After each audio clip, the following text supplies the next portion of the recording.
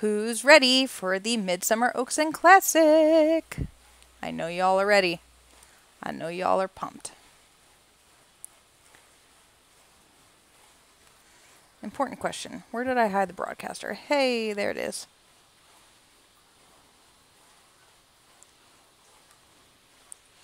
Hi, Allie. Hi, Darcy. Hi, Sarah. Okay. Let's get right to the chase here, because we have 10 minutes to post for the first race, which is the Midsummer Oaks. This is the very first time that I've noticed in the history of the sim that we call the Midsummer Oaks, the official title is the Midsummer Oaks, but the classic is called Midsummer Classic. What? Who's in charge around here? Like, that's irrationally bothering me. It really is. I don't know how I feel about that. Someone should fix that. So do we like the Midsummer Oaks, or do we think it should be Midsummer Oaks? Like the boys race? Or does it really not matter and I should just take it down a notch? That's the question of the day. Now, I apologize if you feel a little bit like, hey, why is this early? But we're literally loading up the car as I speak to go to the mountains. And I'm not taking the sim with me. I'm not. I'm taking a book. I'm taking my phone because I'm not an idiot. But I'm not taking my laptop. So if you want something sim-like this weekend, I can't help you with that. It's a very rare day or weekend that I take a weekend off. Like, totally. I don't really go places without my computer. I mean, it's too scary. But, yeah. So, both races tonight are pretty good. The Oaks is a little bit better of a race than the Classic because the Classic's just a really small field.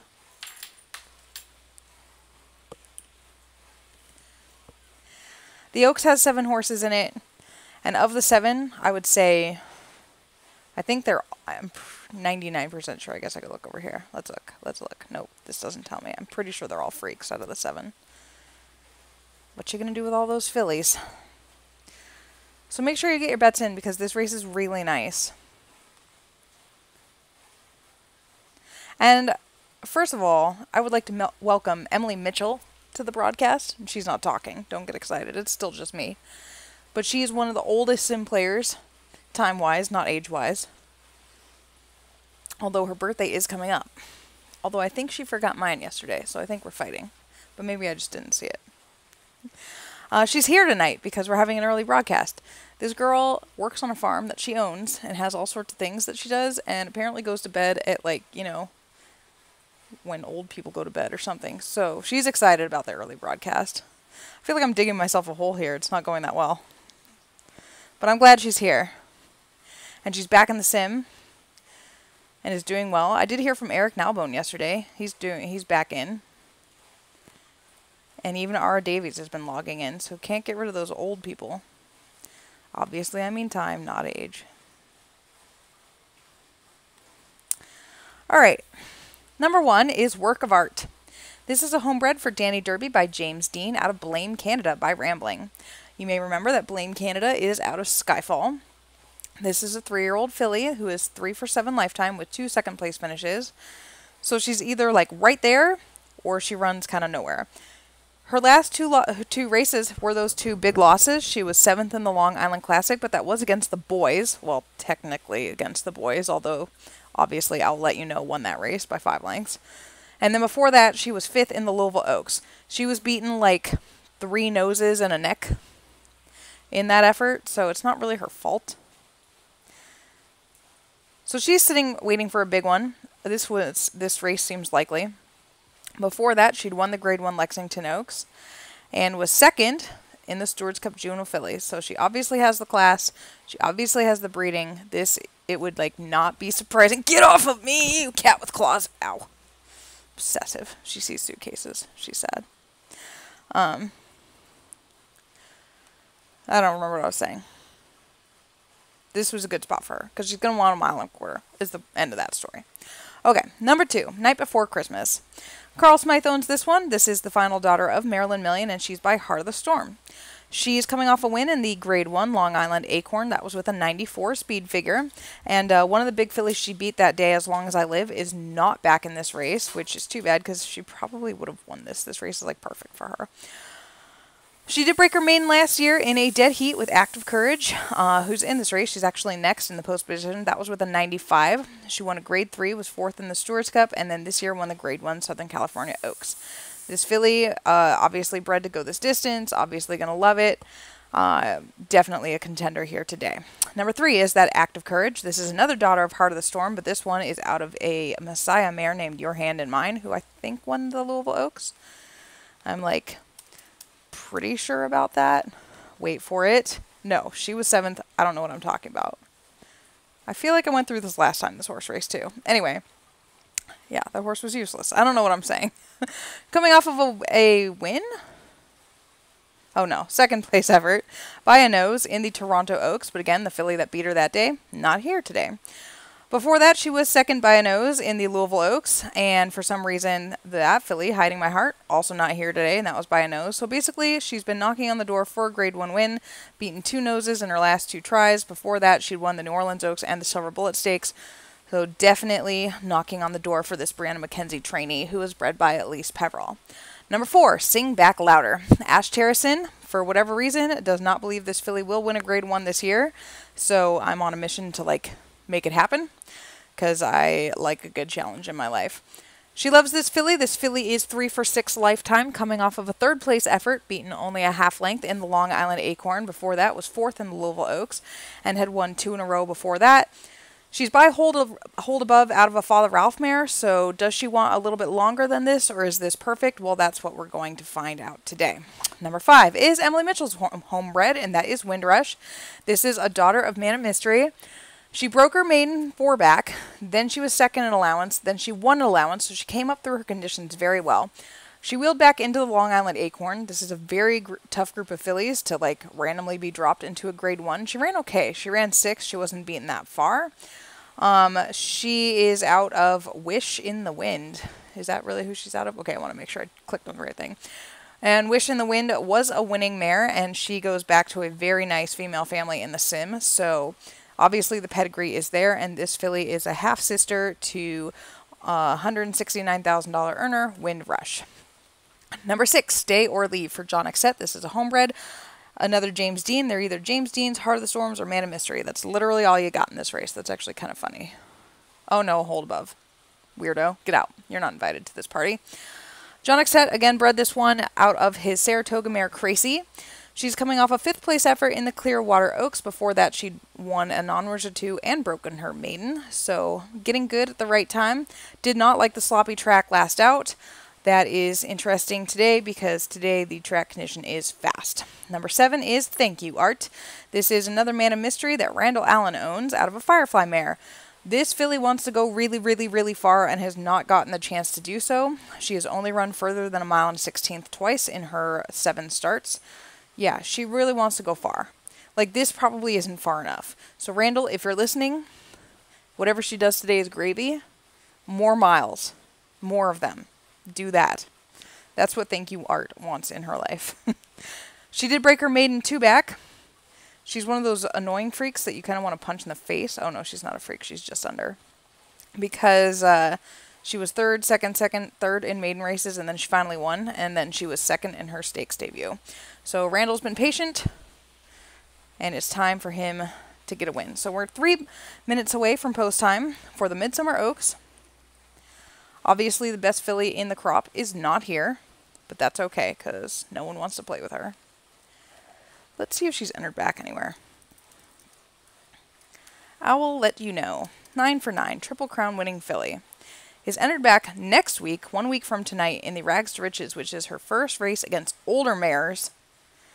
And not shockingly, no one really wants to run against her because why would you? It just doesn't sound that fun. But her arch rival, the People's Horse, is running tonight in the next race, where he will face Pete Vella's Hear You Me Now. Oh gosh. I'm not doing well, am I? I'm too excited to go on vacation, guys. Hear You Me. I got it right the first time. Good job, me. So I'm going to mute the mic for a minute, take a sip of water, maybe yell at my kids, and then I'll be back for the post time in 2 minutes.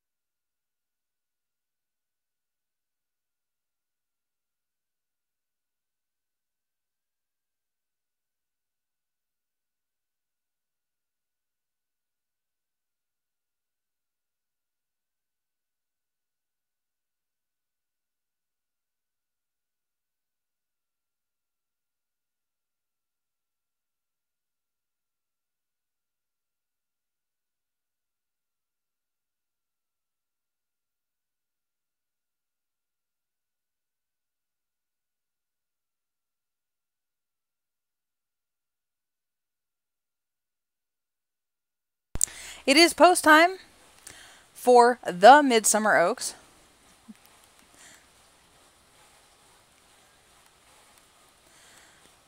The betting pool closes at $10,900. Slackers.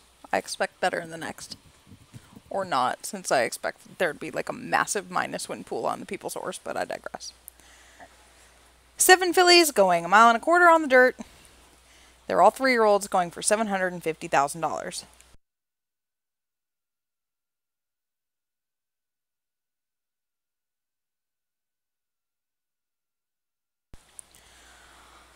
They're off in the Midsummer Oaks, and it was a bad start for Night Before Christmas. She had to take up off of Thank You Art, but those two are the only ones who want the lead, and so those two are hustled out away from the gate despite the bad starts. Then comes Wind Rush, Work of Art, Stay or Leave, Act of Courage, and Sing Back Louder. As expected is the early trailer.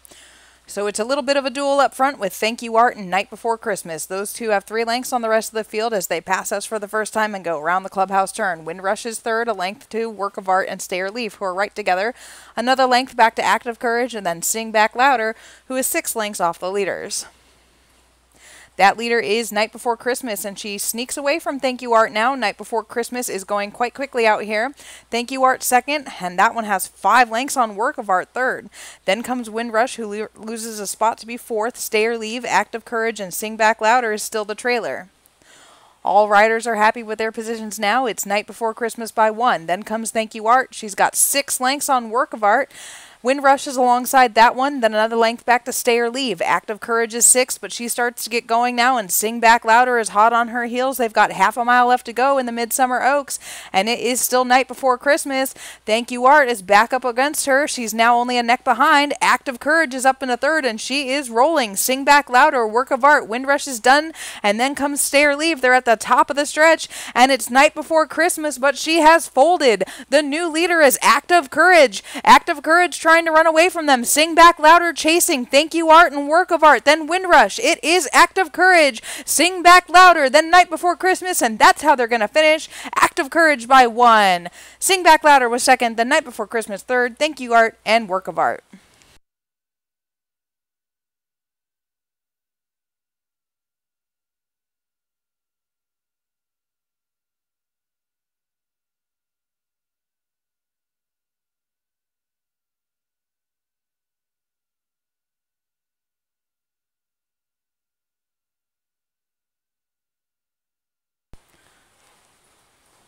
The official winner is Act of Courage.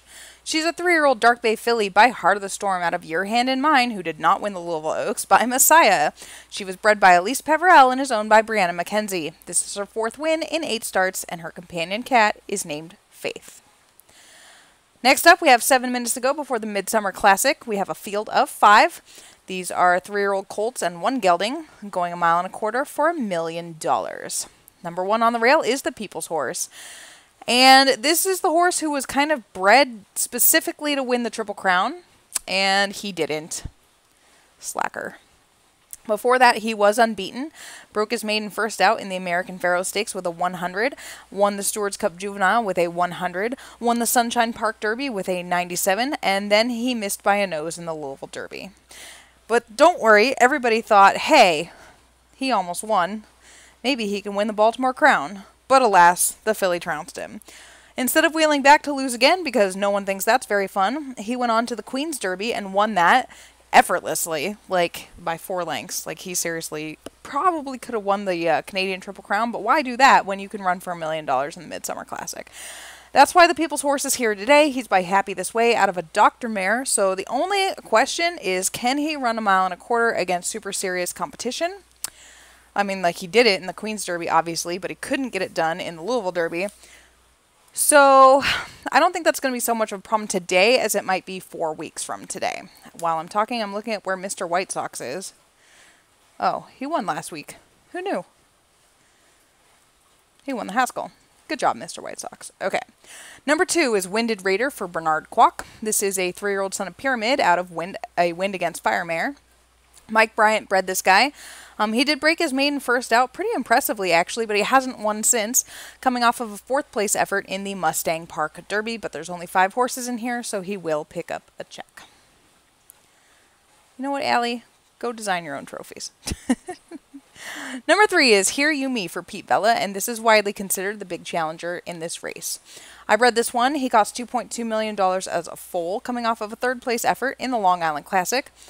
He was 4th in the Louisville Derby, but before that he was unbeaten, including the Hot Springs Derby and the Louisiana Jackpot. So he's a very serious horse. He's by Mint. He's out of a URIM mare. He will love this distance. I really, really like this guy, and I'm very fond of him, and I want him to win a big race. And he also has a dope headshot. And his companion cat's named Taco. So, yeah. Number 4, Ash Terracin has Orlando. Orlando is the gelding in here by Anointed out of a Father Ralph mare, coming off of a 6th place effort in the Z Prince Memorial Stakes, but before that he did win a non-winners of 2. He broke his maiden in a 2nd try last year. That was with an 83 speed figure. He's 2 for 7 lifetime, and yeah, he was never going to beat older horses in that Z Prince Memorial. But again, there's only 5 horses in here, so why not pick up a check? Last but certainly not least is the well-bred City Ablaze. This is a son of James Dean out of the Win Against Fire mare, Hearts Ablaze. And she was a stakes winner. This is Emily Mitchell's homebred in here. This mare has already produced... Nope, that's the stakes winner. Who am I thinking of? Am I thinking of the Second Dam?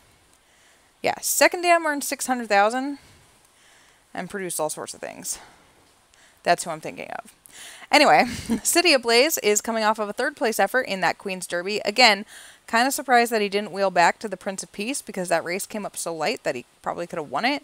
Before that, he did break his maiden and win a non-winners of 2. So again, Emily Mitchell back in the game, taking her horses through their conditions rather than just jumping into the stakes competition after they break their maiden. I think that's very smart, especially since a lot of them are a little bit behind in their careers. And she's got this one placed perfectly distance-wise here today. So this could be the upset chance. 3 minutes to go for the Midsummer Classic. I'm going to mute the mic so that I can definitely scream at my children this time. Hold on.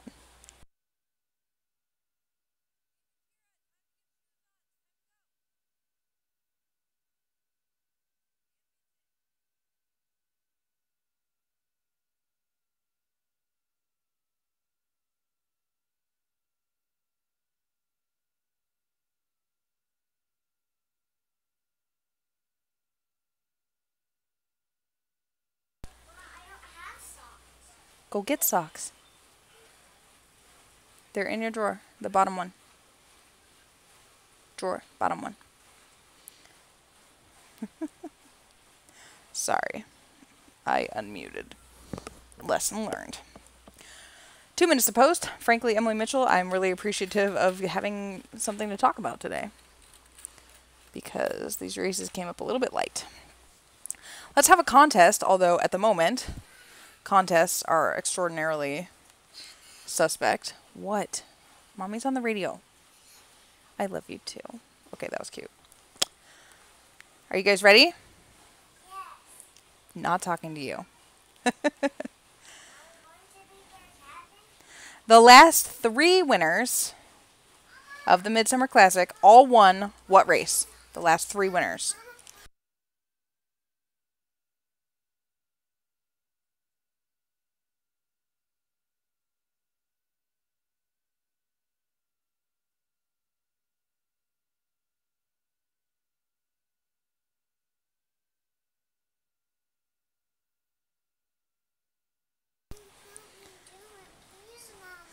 If they won the Awesome Derby, that'd be pretty funny.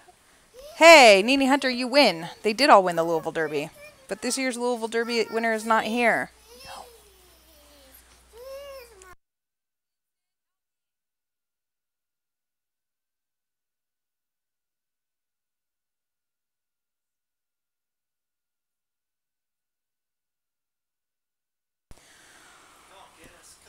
Nene wins a headshot. Good job, Nene.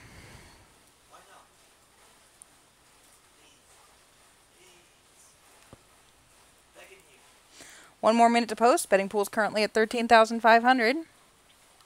One more contest. Also for a headshot.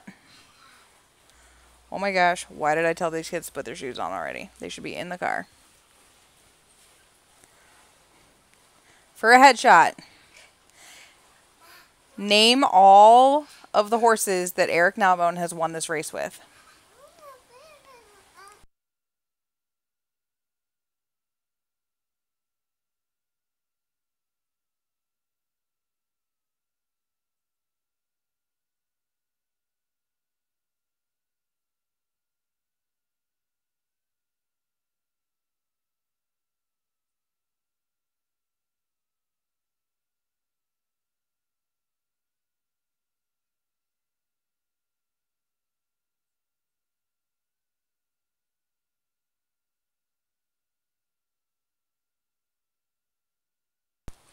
It's going to be a loud one.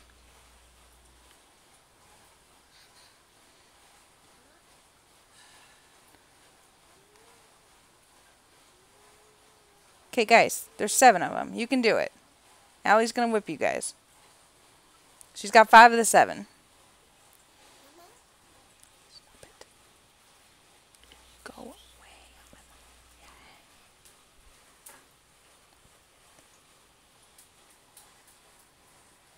She's at 6. Wait, is that 7? 1, 2, 3, 4, 5, 6, 7. Ah, you're at 7. Good job, Allie. You win a headshot. Okay, you guys know you can sort the museum, right? You can sort it and then just look at all the Eric ones. Okay, just saying. All right, it is post time for the Midsummer Classic. 3-year-old colts going 1.25 miles, $4 million. They're off in the Midsummer Classic, and the People's Horse was 1 step slow from the rail. But the rest were away well, and it is Winded Raider out to the lead, and no one wants to go with him early. Then comes Hear You Me, City Ablaze, Orlando, and the People's Horse is the early trailer.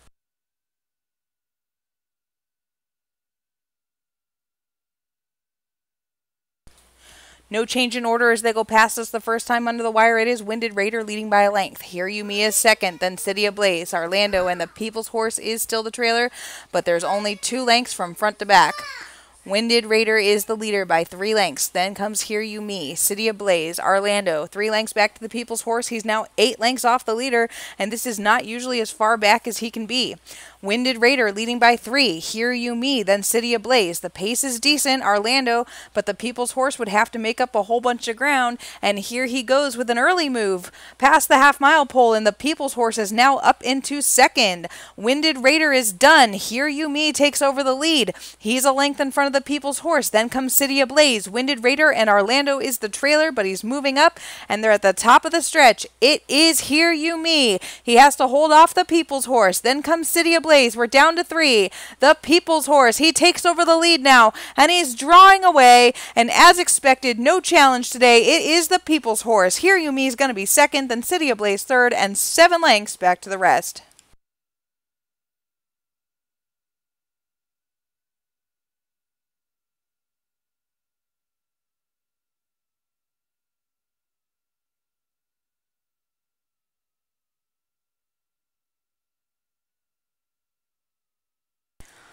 The official winner is the People's Horse. He's a 3-year-old chestnut colt by Happy This Way out of Bare Necessities by Doctor.